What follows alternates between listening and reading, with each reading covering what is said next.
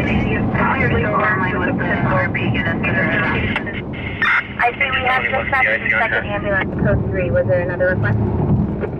Negative. I can handle with 2 ALS units and 2 ambulances. You can cancel the balance. 688 copy. You can handle with 2 ALS units and 2 ambulances. Battalion 1. Battalion 1 coming.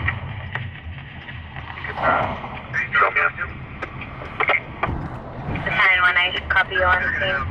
Engine 3, you can go ahead and stand down. We'll see you back in service. 3 copies, service.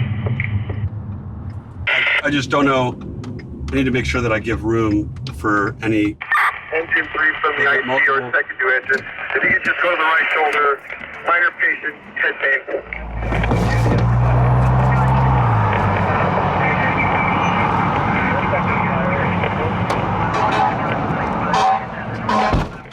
You can at this point just let us know if you want to continue.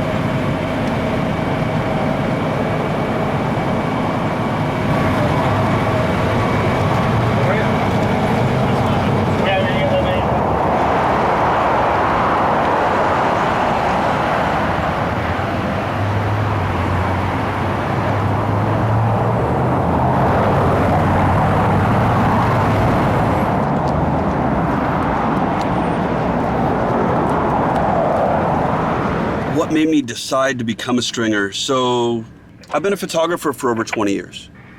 I started off in the extreme sports industry. I've always loved documenting action, fast-moving, heart-racing, exciting action. That's what I've always enjoyed more than anything else as far with a camera in my hand. Zach kept asking me to come check it out and see what I thought of it, and I was filming nightlife at the time, and I was having a blast.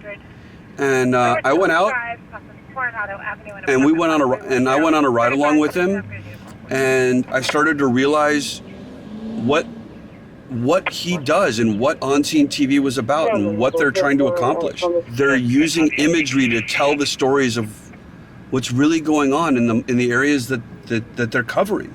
I decided to become a stringer because I fell in love with, the pace, the fact that it's very heavy action. We're out telling the story of what's going on in the world. Whether it's crashes or fires or shootings or stabbings, or it's just as much shooting action as any extreme sport that I've documented.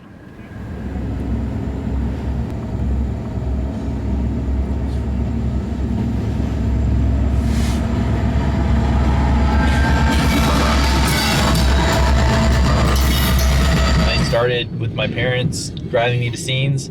I was a still photographer for the North County Times, which is now out of business. I got a scanner in 5th grade, and those were the scanners that I started on. Started shooting stills for North County Times, and eventually I met Paul at a scene, and he was like, "Why are you shooting stills? You could make so much more money making video or shooting video." And so he literally gave me a video camera and said, "Here, use this, see if it makes you money, and here's some resources." And I used that to slowly build up into this obsession. I got into photography because I wanted to tell stories, you know? I wanted to be behind the camera when things were happening. And it's never just like crazy things. I wanted to be there when people are building things with their hands, you know, like I want to cover artists, I want to do all these things. But what really got me out there is I wanted to be a war photographer. You know, I wanted to join the military, do my stint in combat, and I wanted to go switch over to be a combat photographer. That never happened, which got me to take up the wedding photography. And once I got good enough at that, I took up product photography, which led me to a gun show in Vegas, world's largest gun show. So one night, I was at a bar, just hanging out with some friends, meeting some new people, networking, and I run into Zach Coleman. I spoke over a beer, and he spoke over whatever he was drinking. He doesn't drink much, kind of a lightweight. And he told me, you know, he gave me his card. He's like, you know, you're a photographer, I'm a photographer. If you want to ride along, come along with me, and I'll show you around. And if you're interested, you got the job. For me, like, I really love storytelling, and photography, photojournalism, you know, stringing that to me is how I told a story. I don't necessarily like to write, so I wanted to capture what was going on and to tell a story that way. And for me, I like informing people of what's going on around them, educate them, and, you know, the stories we put out every night is doing that. You know, it's letting people know what's happening around them, you know, things to look for, stuff like that. So for me, it just really came down to wanting to tell stories and not having to write a story, letting the story unfold in front of me and telling what happened. I was interning at the Register, about to start freelancing for him, and I was coming home one night and I heard over the scanner there was like a SWAT situation, I believe in Orange, going on, and I usually wasn't out during the night, so I never ran into Brent. So I get down the scene, and all of a sudden I see this guy, he's got all his gear on, big old camera, and I'm like, what is this? Like, during the day, you know, it's just the news channel, so I'm like, what's this guy doing? So he's filming, I started talking to him a little bit, and I'm like, oh, you know, what's going on? And like, I think the first thing he said to me was like, are you my competition? Are you shooting video? And I'm like, no, man, like, I just have stills, like, I have no idea what's going on. So we kind of laughed about it, and on that night, we hung out for, I don't know, I think we were on scene for like an hour, just kind of jibber-jabbing. He used to do stuff for the Register back in the day, so we had that connection, and we just kind of hit it off. You know, I was doing stills, he was doing video. And so I got his number that night, and then I started riding along with him. I would sit in his car, he would kind of show me how they did their things with video and listening to radios and stuff like that. So, you know, I was in the beginning of it, I had a good idea, but Brent definitely brought me over and then brought me on scene and, you know, really showed me how things work out here at night. You know, we've become really good friends from it. I go, you know, he comes to family gatherings, we go to birthdays together. You know, who would ever thought going to a random SWAT call at, you know, at 2 a.m. or whatever would have brought on a really great relationship. And, you know, I'm very thankful for it. I wouldn't be probably doing this right now if I didn't meet him and we connected that way. So that was kind of a good way to come about getting into this industry for sure. So pretty much, I became kind of a stringer, a freelance videographer. I was a reserve years ago, probably about 18, 19 years ago, in the city of Linwood, and I started taking a camera, still camera with me, and I was taking photos of the guys, and I would be on scene. If I wasn't doing firefighting stuff, the off days I would come down on, and I would kind of shoot still photography. Kind of the guys would buy my camera, you know, or my photos. And then I came into Orange County, and I was like, nobody was really out in the middle of the night doing still photography. And I started doing that, and I kind of hooked up with the Orange County Register. I was making some decent money. I was living at home, and the money started doing really well. I was doing freelance work, and I made a name for myself. and with the, you know, the photography end of it. And then I had a good friend of mine, because I belonged to a radio group, and he kind of approached me back in 1996, 97, actually late 97, and said, hey, why don't you come and shoot video? There's a good amount of money, and I know I've heard of your name in Orange County. Why don't you come and do it? So he gave me the equipment. I didn't have a news camera at the time, big shoulder camera, kind of weighed a ton. And I was selling news to the news stations. It was awesome. I would come home in the morning and see my stuff air on the news, which is a phenomenal feeling. It's just, it's still to this day, it's a phenomenal feeling. And, you know, I was young, I was in my early 20s, and I was making some good cash. And I love it. I've been sticking with it. I've been doing it almost 25 years. I'm 43 now. And I guess the day that the adrenaline isn't going anymore, I guess I'll throw in the towel. But until then, I'm going to keep going. It's awesome. I love it. It's a great job, because every night you never know what's going to happen. And it's cool. It's a great job. I hadn't originally set out to be a stringer, actually. I wanted to be a news reporter, like doing live shots in front of a camera, that sort of thing, and then a news anchor. So what I would originally do was that I would borrow a camera from the college that I was going to, from the television department, because I was in the broadcast program, and I would take the camera home with me on the weekends, and I would do little stand-up reports. I knew people were out there shooting the news at night, but I didn't know exactly what a stringer was. I got the brilliant idea one night of, hey, why don't I shoot things that are happening around town with this camera, because they'll look nice, and maybe I can report on them. So now I was getting all the law enforcement calls. And then it went from just doing news reports in front of the camera to just shooting video of the incidents. I got in contact with the right people. I started sending my video out. I actually started legitimately feeding to the television stations. It might have not been, within 10 minutes of shooting a story, but I still got my video out, and I used to get hits back in the day. So I see this dark colored Crown Vic in the carpool lane. It passes me, and I see the license plates, it has the antennas. I'm like, oh, it's a stringer. But hey, this pursuit's out of Simi Valley. I'm not going to let some stringer from the valley take my pursuit. So I make sure that he doesn't pass me. I flash my ambers that I had on my my Volkswagen at the time at him. So lo and behold, the person in this dark Crown Vic, who I thought was someone else, ended up being Zach. And we talked briefly. He liked the fact that I blew his doors off on a pursuit in my my black Volkswagen Passat with the antenna on the trunk and just ambers. And about a week and a half later, I was in my very own Crown Vic, fully loaded, working as a high caliber stringer.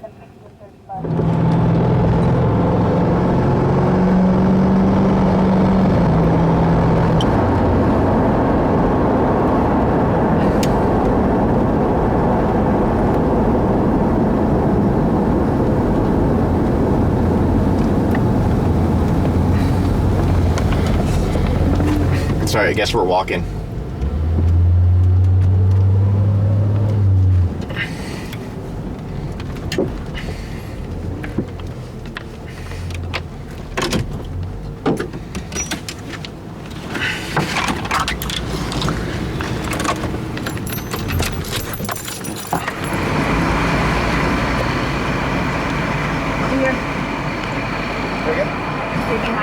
It's not a crime scene. Huh? It's not a crime scene.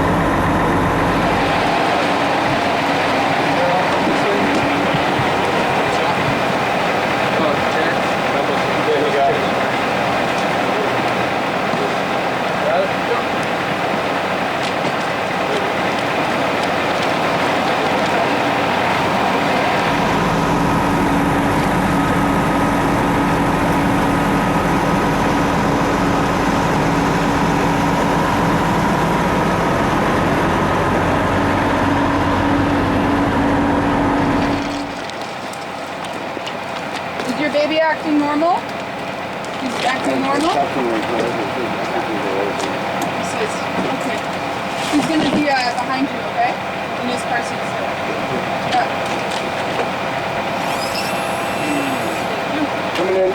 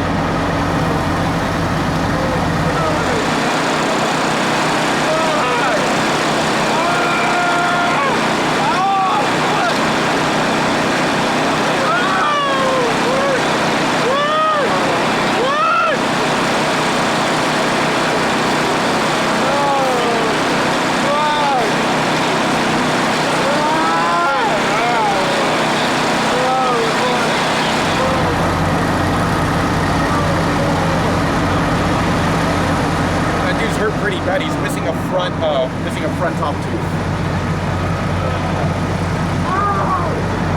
All right, I don't know which ambulance they're going to transport him. I think this one, just so you know.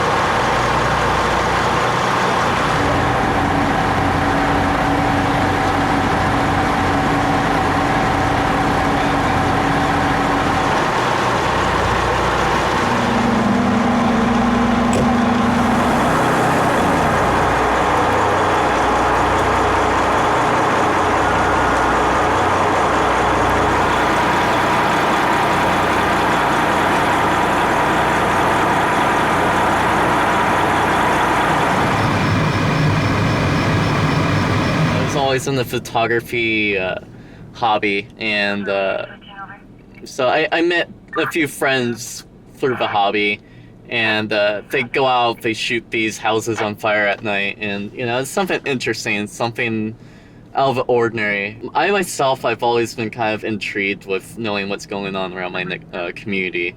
I mean, I had a little scanner growing up as a teenager, 13 years old. I'd monitor it whenever I see the helicopter outside my house, wonder what's going on.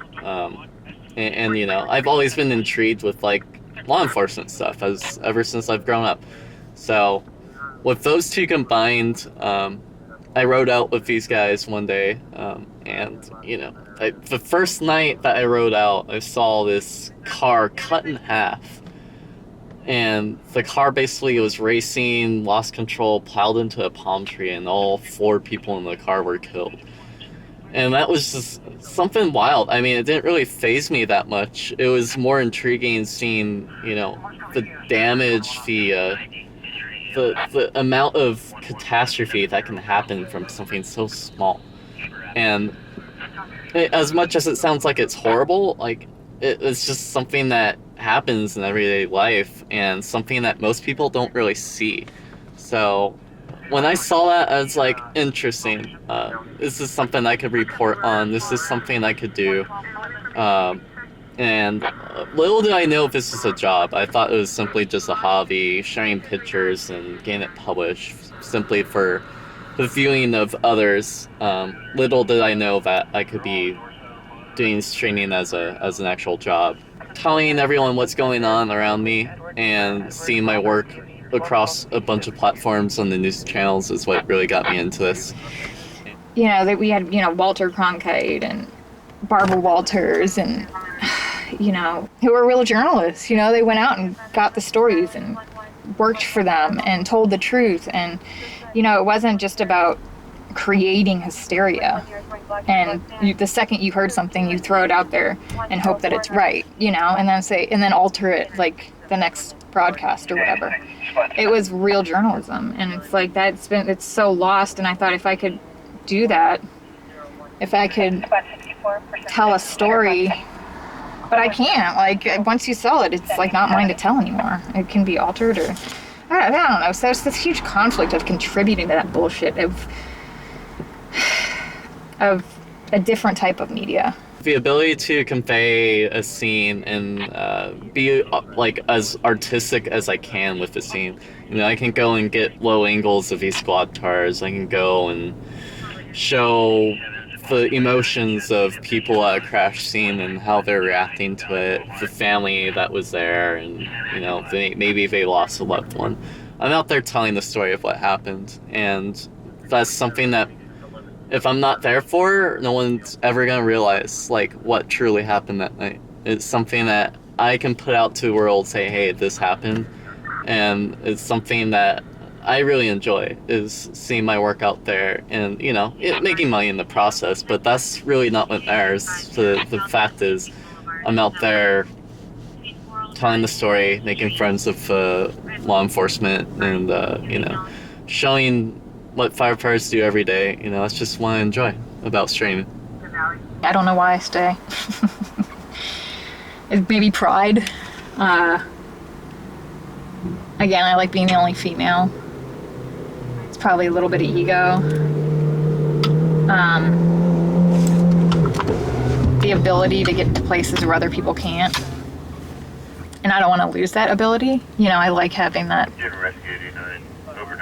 right, you know, to do that. It's not really panning out as a good career.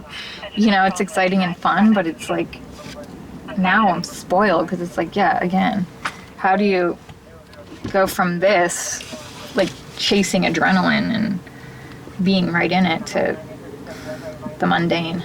And I don't do well with the mundane. Like, I've never done well. I mean, sitting here all night is boring as fuck for me. Like, that's a punishment. How do I pass the time on slow nights? Well, when the girlfriend goes to sleep and it gets slow, YouTube is your best friend, and sometimes Netflix as well. But I love how they're literally like smashing windows.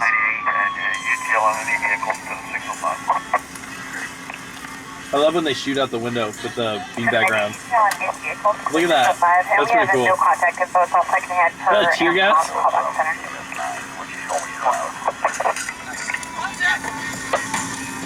Get on the ground! Get on the ground! Get to the ground! Pretty cool. The amount of drama, the amount of intensity that we see condensed. I mean, I guess the only way to describe it is that I would liken what we see on a daily basis. What we see in a day, most officers may see in a week or a month. You know, because we're going to every call in every area. Okay, fine, maybe we are a little bit removed from the first responders that are treating everybody, but it doesn't change the fact that we're there and we see all of this and we're documenting it. So, with this job, I mean, you know, we've all seen a lot of horrible things. There's things that will stay with us for the rest of our lives, There's things I wish no one would ever have to see that we've seen. You know, it comes with the territory, but I remember one night there was a call for a motorcyclist down on the freeway, and as we're driving to it, they start hearing updates of, oh, you know, she's down in lanes, been hit by multiple cars. And so we know it's going to be bad. And we get on scene and we get out, and like CHP is like, hey, be careful where you walk, which is never a good sign. And, you know, we're walking around, I put my light, you know, there's a piece here, a piece there, you know, it's scattered everywhere. And you look at the body, and I mean, she was basically ripped in half. Like, 11, 931 on red in pursuit. Got a pursuit. 931 on red, go ahead. Sorry about that. You know, like something like that, I will never forget what that looks like. Like, I just won't. I've never thought I would ever see a body in half, and I did, you know, and it was gross. You know, there's stuff everywhere, and then the coroner's picking up pieces, you know, and you're watching them pick up, you know, what looks like a string almost, and then there's a foot attached to it, you know, and it's just like, I don't know how the coroners do it, because I was sitting back there just like, oh man, I wish I would never have had to see this. And we do, you know, there's times where I'm like watching a movie or something, and I'm like, yeah, that's what it looks like. The people that do the effects for Hollywood, they really know their stuff, because it really looks real. Like, I've seen most of it, and it's pretty scary. So, you know, I get a lot of people ask me what stories kind of stand out. There's a lot. I mean, you put 20 plus years, there's a lot of action that I've been on, and there's a lot of stuff that, you know, you really think about it and you're like, wow, how did this happen? And there's a lot of, you know, stories out there that they kind of stick out. Like years ago, I was on the 5 freeway in Valley View in Santa Fe Springs, and I got on scene before the fire department and CHP. It was a big rig cab burning, and the guy was hanging out the window, burning to death, screaming. There was nothing I could do. I just felt so bad for the guy, because, you know, sometimes, you know, we get on scene before everybody else. There was literally nothing I could do, and I wasn't going to film that guy hanging out screaming. So one night, it was a call in Downey. Essentially, the call was that someone was hanging from a tree, and Downey Fire was en route. So I show up, and I stay pretty far away because I wasn't sure what was happening. It just so happened that I guess it was a kid. I don't know how old he was. I believe it was a high school student. He had hung himself. And so I was there for when they were doing compressions on him. And when they finally put the cloth over him, when they declared him dead, essentially, one of the craziest and probably one of the most unforgettable things I had ever seen as far as the stringer world goes, my stringing experience goes, is the mother of this child just shrieking uncontrollably, and it sounded as if I was standing right next to her. I was far away. I had my longest lens on my camera, and I didn't want to disrupt the scene in any way. I didn't want anybody to know I was there. I stood behind my trunk the entire time. Didn't use any lights. I was as light as can be, and I was as quiet as can be. It was insane. She never stopped screaming. I shut the windows to my car once I got in. Once I realized what it was, jumped in the car, and basically I could still hear her while I was in the car. It was so loud, so uncontrollable. I don't know if I could ever find that footage again. I don't know if I'd ever want to watch that footage again. I don't think I'll ever forget that night. And again, we don't run suicides. The closest thing we ever run to suicides are suicide by cop. And those are usually adults. You know, and the parents are almost never there. And nobody ever reacts the way that lady did.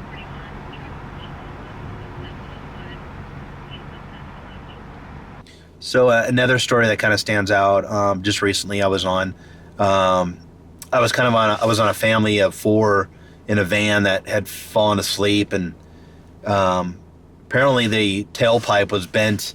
They were backed into a stall, and the tailpipe was bent kind of the direction into the vehicle, and they died of carbon monoxide poisoning. And it was a cold night, cold night in the middle of the night.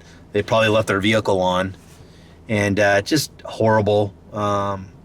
Little children were in their onesies, and they had been dead, I guess, for between 3 to 5 days, the coroner said. And it's just a horrible.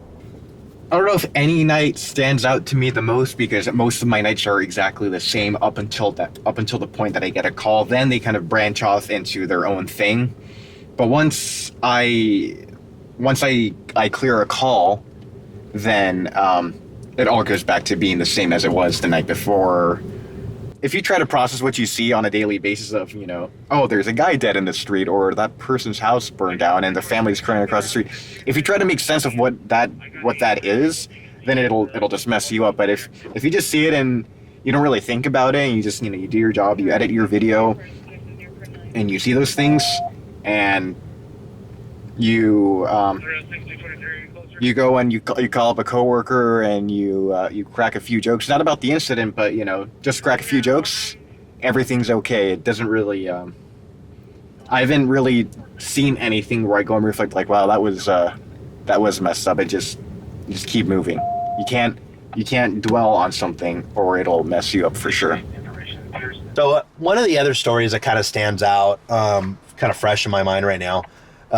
When I was out, I had started working during the day. When I first got my news camera, I was out during the day. One of the dayside stories. It was early in the morning. It's kind of like early winter time, and it was very cold. It was real cold out. And this was out off of Silverado Canyon, and came out as a head-on collision. And it was a lady that was driving. It's a 2-lane highway, kind of in the backwoods area of Orange County. And there was a son and father. They were headed to do a job. They were painters, and they were minding their own business. And this woman, she was doing her makeup, and she was looking in her rearview mirror, and she veered off into the other lane and went head on at a high rate of speed. She was killed instantly. And I'll never forget it in my head. I get there, and the first arriving truck company is using the jaws of life to cut her out.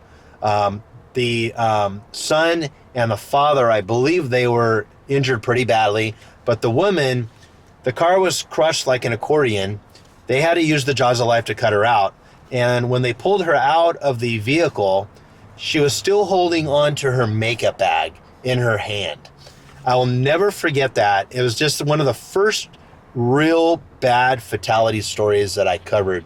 And it's one of those that you just kind of really remember, and it sticks out. And it wasn't the crash. It was just the bad thing of her doing her makeup, not paying attention, and could have killed those 2 other people, those innocent people, and having that bag in her hand. It's just one of those stories, you just kind of like, it's a horrible story, but it's like, oh man, couldn't you have waited and maybe pull off the road to do your makeup? But it's kind of like now, it falls into people like doing texting while they drive and merge into other people's lanes. And, a lot of people get killed doing that. But anyway, it's one of those stories where it really sticks out. There's times where you feel really bad of the situation that's going on and what you're filming and witnessing, and stories like that they stick with me. Like, I will always remember the female that got hit on the freeway, the boat that flipped over, and the 2 guys that died, because I was there in the morning when the divers found the bodies and pulled 2 bodies onto their boat, put them in the body bag and brought them to shore. Like, I drive around Orange County, and I could tell you, like, I know what happened here, what was there. Like, Orange County will never be the same for me, no matter where I'm at in here, because most places I have a story to it. I no longer see it as, you know, the place that I live in. I just look at it as the place that things happen. And I'm just kind of viewing everything from a third-person perspective. If I'm not working, I still have the hunch that something's going to happen, and I need to be there doing my job.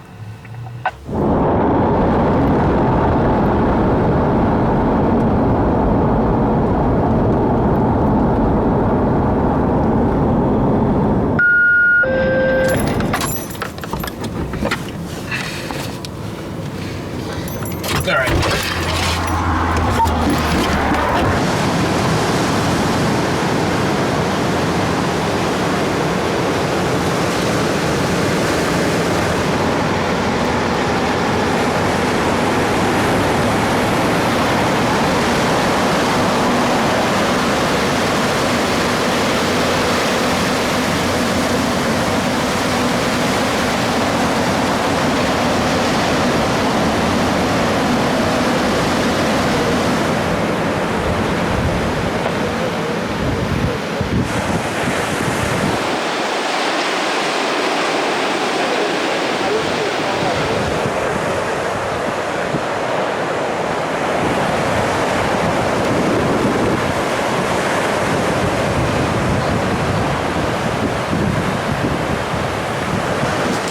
Let's set him down right here. The ambulance picks up.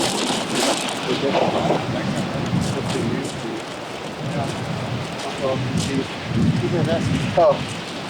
Hey, Keith. I thought.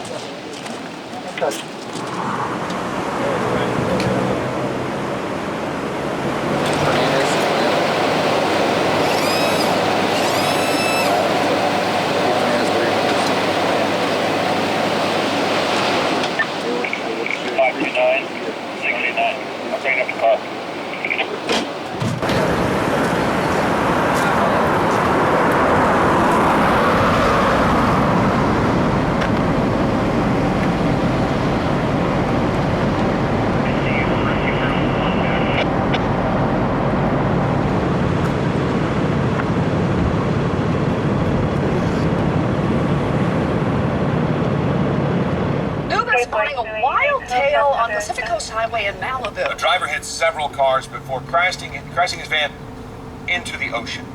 Brandy has some great video. Yeah, what a scene here, Philip and Leslie. Sheriff's deputies say this all started with the reckless I swear to God, if they use loud down labs. PCH in Malibu, and it ended with at least 2 people in the hospital and this van in the ocean. Take a look.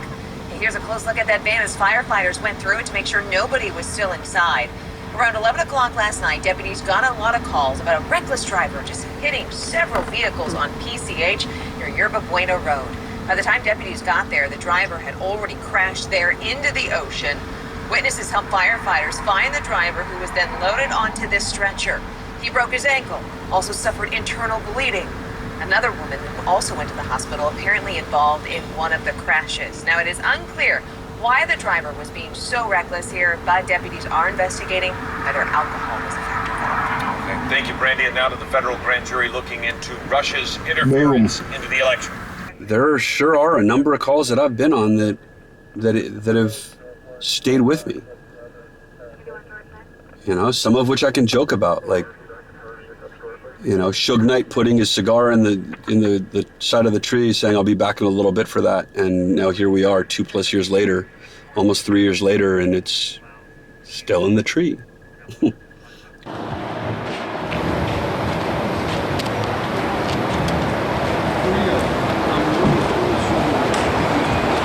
up, Shug? What up, Shug? How you doing, man? What is it? Hi, part of Rick. Thank you. We go in there and do like what? All right. You good? What's up? You lost some weight, huh? Yeah. Yo, Shug, what was the fight about, man? Can you say anything about the allegations against you?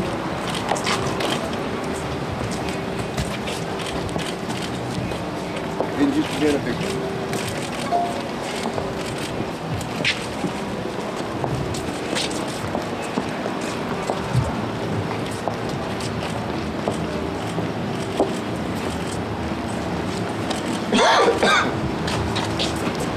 story, sure, you know. You reply anything.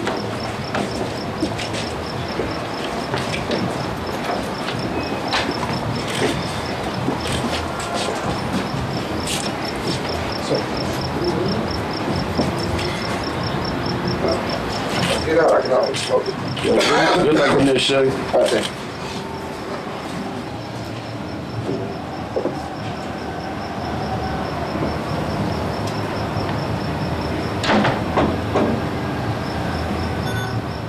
It's came out a little bit more since the show Nightcrawler came out. A lot of people have asked me, "Hey, aren't you paparazzi?" Kind of. And no, I'm not. I shoot breaking news. I shoot crashes, fires, homicides. I don't sit like paparazzi. Paparazzi want to get the most negative, bad thing on a star, and they make a huge amount of money from the tabloids. And we don't do that. We don't sit outside Britney Spears' house or Gwen Stefani's home, seeing when she comes out of her house and drives, and we don't follow them or anything like that. So we're nowhere. Really can't compare the paparazzi with us. Well, we're not paparazzi. We're paparazzo. We're stringers. We do strictly news-related incidents. However, if a celebrity is involved, then if the celebrity is peppered into whatever the hell we're working, then it's a bonus for us. But we're not actively out following celebrities, or we don't really care what celebrities are up to.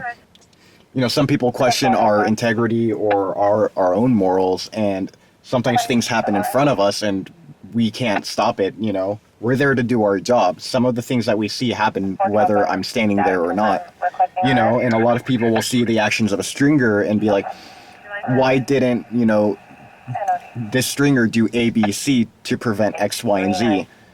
I'm only there to capture whatever's happening. I'm not there to get involved. If something bad happens while I'm there, it was meant to happen. If I try to stop that bad thing from happening, I might be the bad thing that happens that ends up on TV. If it were you involved in a horrible accident, incident, whatever it may be, you would be better off to have me there filming the scene in a professional and courteous manner than 5 yahoos on their cell phones, and you don't know what they're going to do with that footage. You know what I'm going to do with that footage. I'm going to shoot it, I'm going to cut it, I'm going to make it look good, and I'm going to put it on TV. If you see me while I'm at work, chances are it's one of the worst days of your life. You know, and I can handle it.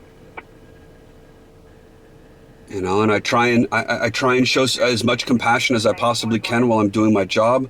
I try and give people as much privacy as I possibly can, and I try and find that balance between getting enough information to tell the story and do the job adequately, and giving these people their respect and a little bit of privacy. And you know, that's how I can keep doing the job, is that, you know, I know that I need all of this information.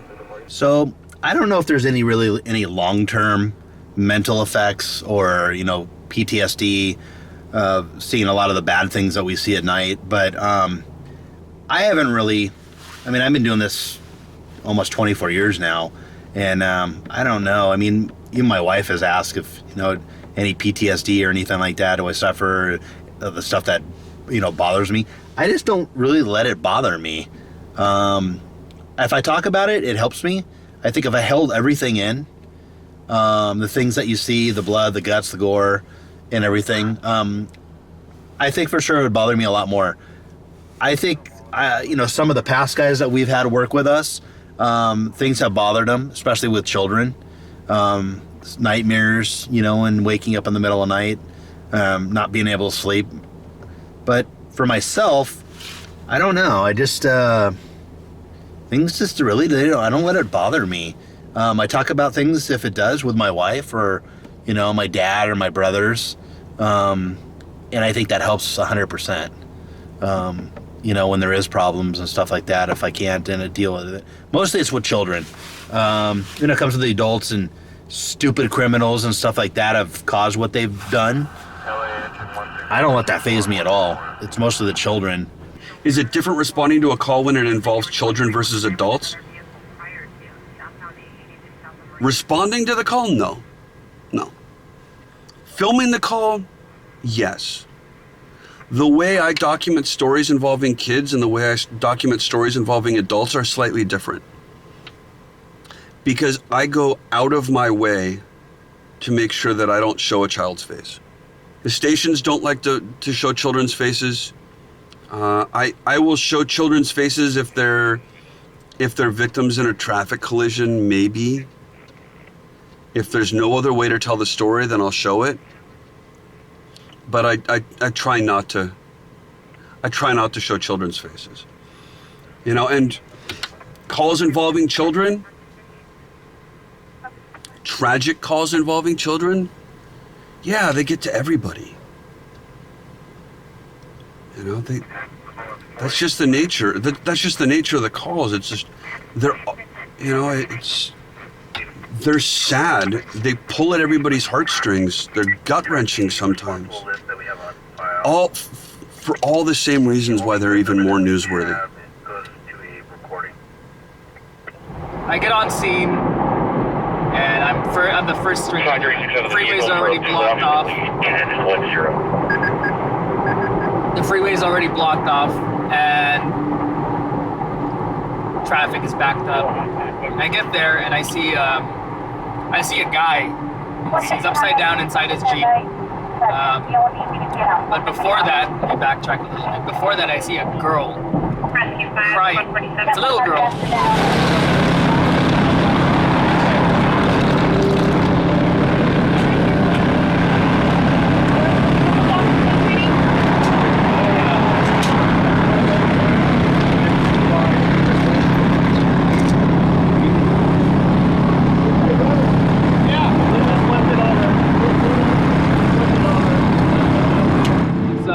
I noticed, well, I thought, like, okay, so the girl's okay. Everything else should be fine. It's just another extrication. I go on the other side, and I see a person underneath a tarp. And I'm like, oh, man, like, I didn't think it was fatal. So I'm filming. And so far, as of right now, all I know is it's a double fatal. So I get the footage from that side, go back around to the other side, and I plop my tripod down, my camera down again, and maybe like another 5 minutes more of filming, they finally get the car up, and they're able to start pulling the guy out. However, they don't pull the guy out. Instead, they pull out a car seat with a tarp in it. And I just about lost my mind. And the footage just hear me like, oh shit, oh shit, oh shit.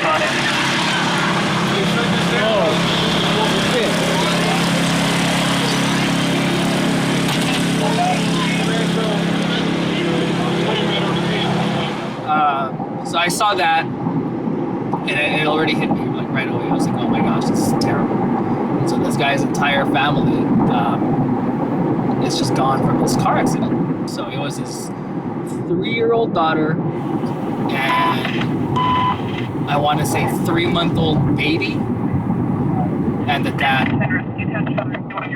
I film a little bit more. I just get one more shot of the car seat as they're moving it around. And I bail. I don't even finish the call.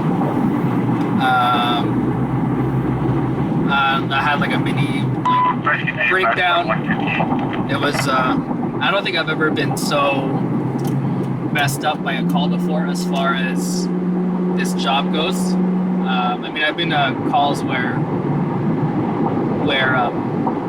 children have been hurt and or have died because of violent reasons, but I've never seen the child or the body or anything like that.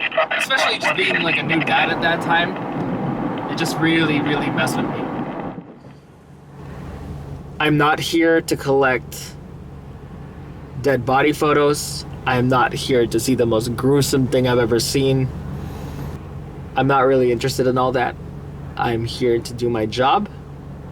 And the next course of action is I'm here to tell the story as respectful as possible for the person that died. I'm not trying to show a dead body on TV. That's not what I do. I'm just there to tell a story. Someone at this scene died here tonight. Nobody, to be honest, for the most part, nobody really needs to know who that person is. And it drives me a little crazy whenever their name is released. So, is it... I just try not to be disrespectful. Bottom line, you know. That person has a family. Doing this job, I could easily I could easily end up in the same spot they're at. Be trapped in a vehicle. Be dead on the side of the road. Any of those things. I mean, any job that I do, I'm gonna be out in the field. You know, any of those things can happen to me. The last thing I want is my family finding out on TV because someone put my face on there when they're not supposed to, that I died, you know, before they even found out from like the actual people who are supposed to tell them.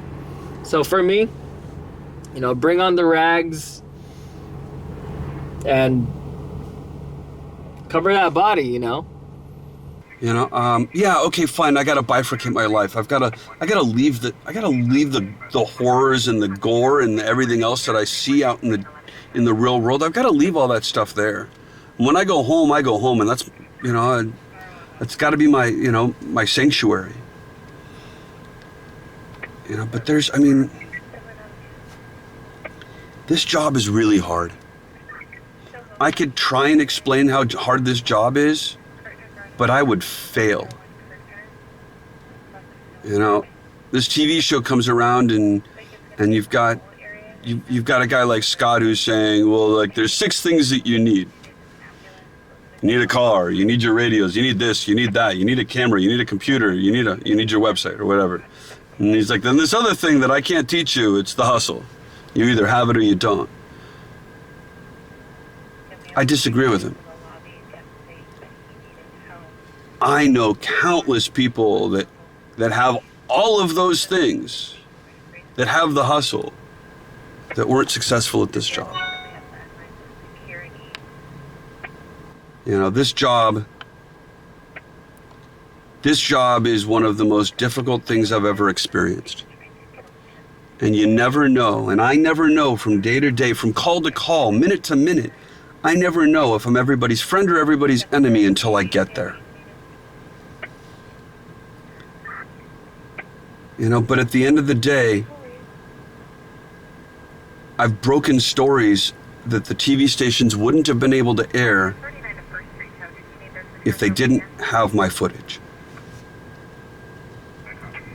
I had some friends that lost a friend of theirs really tragically about, you know, it was, next week will be 4 years.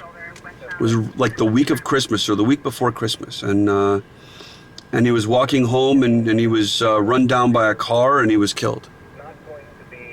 And his father and his grandfather were both famous judges. And nobody would have known about it if I wouldn't have been there, because nobody else covered it. You know, I mean, people would have found out later, days later. But, you know, I'd like to think that telling the story and covering the story and getting the public's help may have helped identify and catch the person that was behind it. Because LAPD had no information to go off of when I was there. They didn't even have a vehicle description. You know, so when people ask me what is it about this job that keeps me coming out, it's that the public has a right to know everything that goes on around them. The public has a right to know about all the tragic things. They also should expect more positive things as well.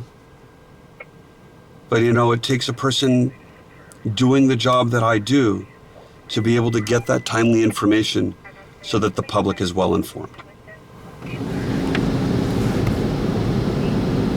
Let's see if he honks his horn at me. Oh, look, it's just a few. Just some engines.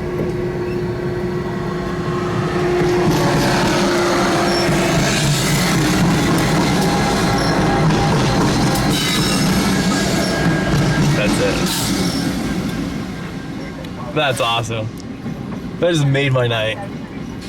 That just made my night. Look at that view in that train. Like, that's awesome. Like, come on. Nathan, Gabriel, Jeremy, everybody would just be jealous of me right now. Like, I just experienced that. Yeah. This is a pretty cool job. Oh, man. Alex. I just got so tickled by that. That was so cool. Okay. Alright. I'll stop.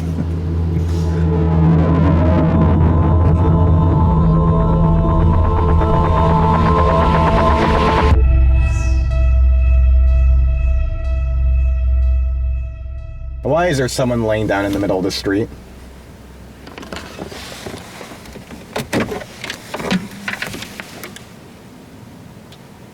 Don't lay in the middle of the street, man. Come on.